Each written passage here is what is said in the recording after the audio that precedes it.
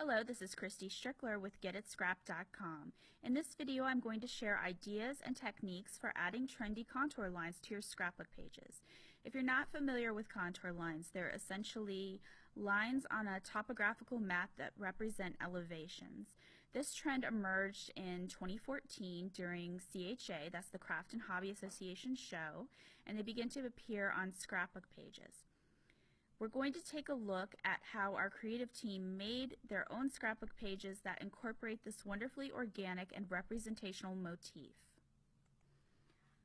In our first example, we're going to see that you can use pre-printed or pre-made pattern paper from scrapbook kits to create a layout with contour lines. Now, of course, for digital scrapbookers, there are kits available with that as well, and hybrid scrapbookers could look there for printing off their own contour paper. This first layout is by Marsha Fortunato, and she says, "One weekend last month, my husband, my son, and I took an impromptu road trip through parts of Ohio." This layout is an overview of that trip. This contour lined pattern paper came in a Studio Calico scrapbook kit I received last fall. It was perfect for this layout since we traveled through areas of the state that varied in topography, and our primary destinations were ancient mound works. In addition to the pattern paper, I echoed the contour lines by outlining and matting my photos and some of the embellishments. So what do you do if you want to use a topographical or contour line map on your scrapbook page but you don't have one? Well, you could go online and find a map, and you could print it out to use it. The map could be from anywhere, but you could also find a map for that special place that you've been. Perhaps your favorite hiking spot, like our next creative team member has, or the city or town that you've visited. Kelly Prang says, "Contour lines remind me of topographical maps, so I used such a map of a favorite local hiking spot along with paper that had contour lines layered over notebook paper. I lowered the opacity of the top layered paper. I drew color inspiration from the map, which featured light green with touches of red." You can also work at creating your own topographical map or contour line inspired pattern paper or embellishments. In our next layout, Judean Patton Clark has painted, using watercolor, her own contour lines. She says, "I took this picture last summer of my husband and two daughters going for a sunset swim. The light was magical, as was the experience of being on the lake in the summertime with our little family. I knew I wanted to capture something about the magic of our location, as well as depict a sense of place and season, island, lake, and summer. I made the two little watercolor paintings with this in mind and used a DIY tutorial I had found on the web. The tutorial was to paint agate slices, but the concentric organic shapes looked like contour maps to me. I chose colors that went with my photos and used them as supporting elements on my page.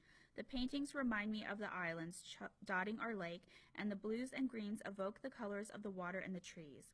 I chose a Henry David Thoreau quote as my title because I thought it fit in exceptionally well with both the little canvas I used to paint it on and the magic of the natural world." So as you can see, she's created her own pattern paper, but it doesn't have to exactly be a contour line map. It can be representational. You can find something that reminds you of the contour lines and use those on your page. This next layout continues with the concept that the contour lines can be representational, and you can make them up in whatever shape that you want them to be.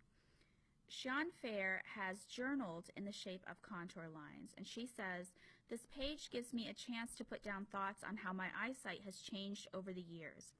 As my photo contains the strong black lines of my new glasses, I sought to echo those by turning my journaling into contours. I planned with a rough sketch first, how many lines I would need, before lightly penciling the contours onto my pattern paper, and then journaling by turning my paper as I wrote." Our final layout shows another way for you to create your own contour lines.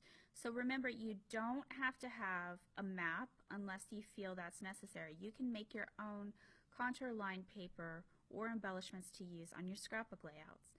Amie Kingsford says, this page is about a family trip to Yellowstone. I used a few different contour pattern journal cards and pattern papers in the design of this page, one of which I made myself, starting with a swoopy piece of digital word art, which I selected and then repeatedly expanded and stroked. One tip is to vary the pixels by which you are expanding the selection for a more interesting look. You can also fill in the rings of your design with different colors or opacities using your paint bucket tool. I thought this trendy pattern was particularly suited to my page, not only because it is a travel-themed page, but also because the contour pattern papers remind me of the geyser pools we saw at Yellowstone.